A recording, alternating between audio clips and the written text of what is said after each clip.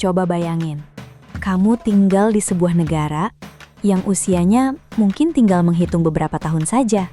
Setiap tahun, air laut terus naik, menggerus pantai, masuk ke jalanan, dan pelan-pelan menelan daratan tempat kamu berpijak. Para ilmuwan bahkan udah ngasih peringatan keras. Di akhir abad ini, negara ini pasti akan tenggelam. Tapi, di tengah ancaman ini, ada satu plot twist yang gila banget.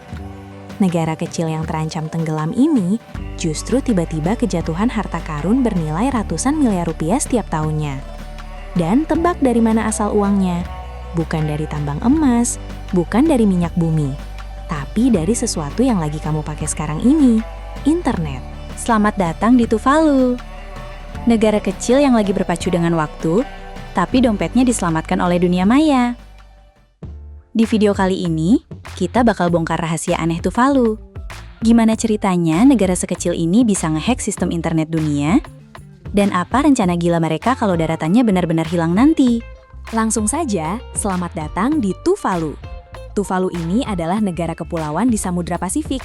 Ukurannya super mungil. Luas total daratannya cuma sekitar 26 km persegi. Kalau dibayangin, ini tuh lebih kecil dari wilayah Jakarta Pusat. Penduduknya aja cuma sekitar 11.000 orang.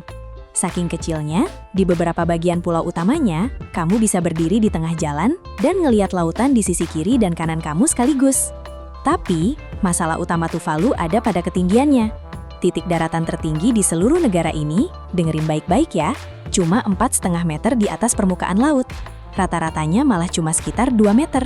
Dengan pemanasan global yang bikin es di kutub terus mencair, air laut naik lebih cepat dari sebelumnya.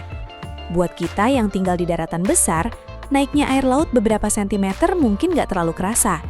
Tapi buat warga Tuvalu, itu artinya air laut mulai masuk ke rumah mereka, merusak tanaman, dan bikin air sumur jadi asin nggak bisa diminum.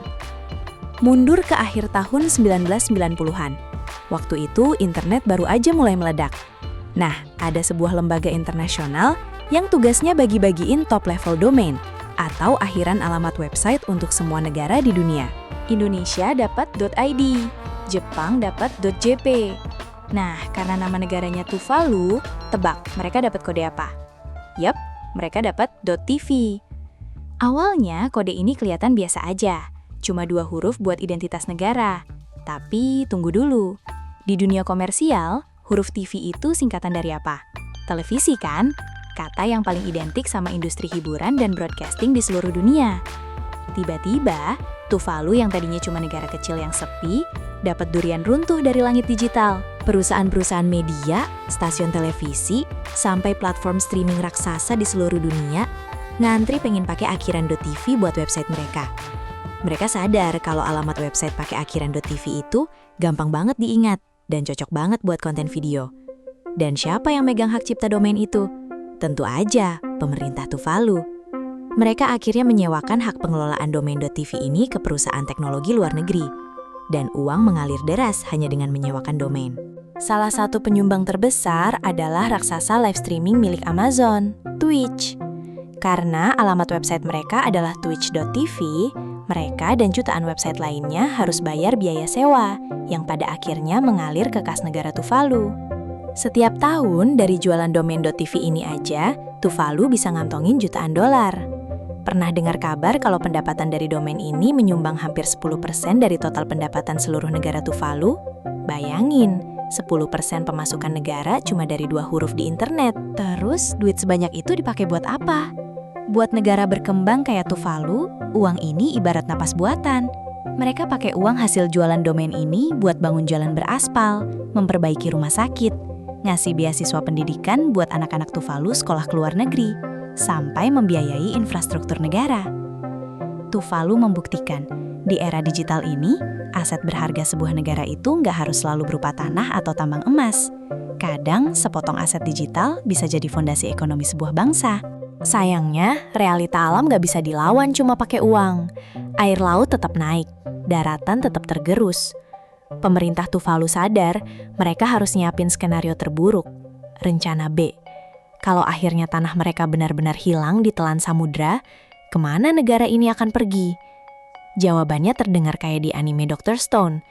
Tuvalu sedang bersiap untuk mengunggah seluruh negara mereka ke dalam metaverse.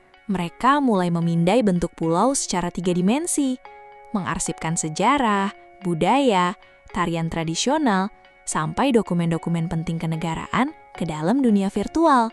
Tujuannya satu, menciptakan replika digital atau kembaran dari Tuvalu di dunia maya. Jadi, andaikan suatu hari nanti pulau fisiknya benar-benar lenyap, warga Tuvalu yang mungkin sudah mengungsi ke negara-negara lain tetap bisa pulang kampung dan berinteraksi di ruang virtual. Tuvalu berambisi untuk menjadi negara digital pertama di dunia, di mana negaranya tetap diakui secara hukum internasional meskipun daratannya udah nggak ada. Ini adalah sebuah ironi yang luar biasa. Sebuah negara yang diselamatkan oleh internet di masa lalunya, kini juga harus mengandalkan internet untuk menyelamatkan masa depannya. Menurut kamu, apakah sebuah negara tetap bisa disebut negara kalau wilayahnya cuma ada di dalam server komputer? Coba tulis pendapat kamu di kolom komentar. Kita diskusi di sana. Kalau kamu suka fakta-fakta gila dari seluruh dunia kayak gini, jangan lupa klik like dan subscribe channel Tiko Tiko. Sampai jumpa di perjalanan kita berikutnya. Nyelip ke sisi dunia yang gak pernah kamu bayangin sebelumnya.